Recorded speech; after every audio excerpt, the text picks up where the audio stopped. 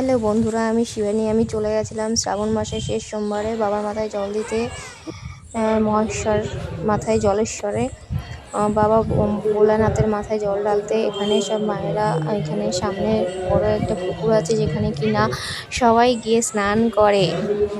অনেকে আছে স্নান করে, অনেকে দূরের থেকে আসে, এসে বাগে করে জল নিয়ে এসে বাঘটা এখানে রাখে। এটা হচ্ছে বাঘ রাখার স্থান। এখানে বিশ্রাম করে বাঘটা রাখার পরে।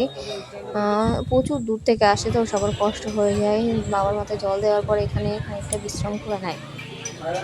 এই যে মন্দিরের ব্যাক সাইডটা জাস্ট অসাধারণ ভিউ, আমার তো দারুণ লেগেছে, ভীষণ সুন্দর। এদিকে দেখো দূর থেকে সব আসছে বাগে করে জল নিয়ে, কাঁধে নিয়ে। খুব দূর থেকে আসে, প্রচুর দূর থেকে, প্রায় 50 কিলোমিটার, 41-40 কিলোমিটার দূর থেকে সবাই আসে।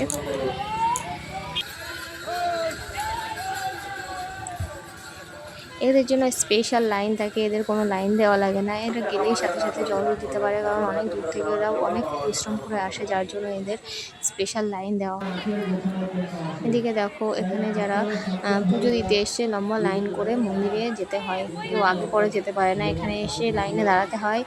এখানে যারা থাকে, গার্ডে থাকে, তাদের কাছে টিকিট থাকে, তারা সবাইকে পরপর সিরিয়াল টিকিট দেওয়া হয়। সেইভাবে সবাইকে ভেতরে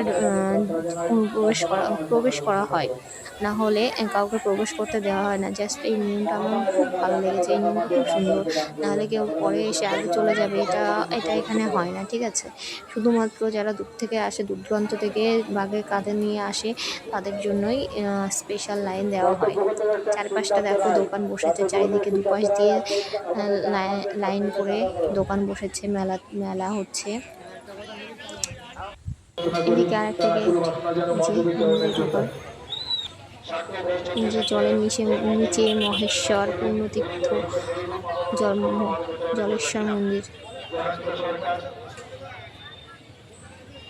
দেখো প্রচুর লাইন, মায়েরা বোনেরা পুজো দেওয়ার জন্য লাইন দিয়ে, প্রায় 500 থেকে 1 কিলোমিটার দূর হবে না, এত লাইন, প্রচুর লাইন। সবাই লাইন দিয়ে অপেক্ষা করছে কখন মায়ের বাবার মাথায় জল দিয়ে বাড়িতে যাবে। প্রচুর লাইন, প্রচুর। যতই রাত হোক না কেন, এরা জল না দিয়ে বাবার মাথায় যাবে না।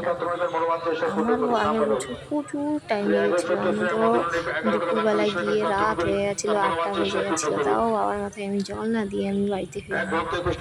যেহেতু বাবার উদ্দেশ্যে যাওয়া, কেন বাবার মাথায় জল না দিয়ে আসবো? আমার তো প্রচুর ভালো লাগে।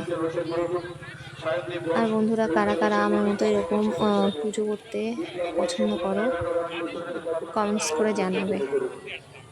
আর আমার এই ভিডিওটি যদি তোমাদের সবার ভালো লাগে, একটি লাইক, একটি কমেন্ট, একটি শেয়ার আর সাবস্ক্রাইব করতে ভুলবেন না।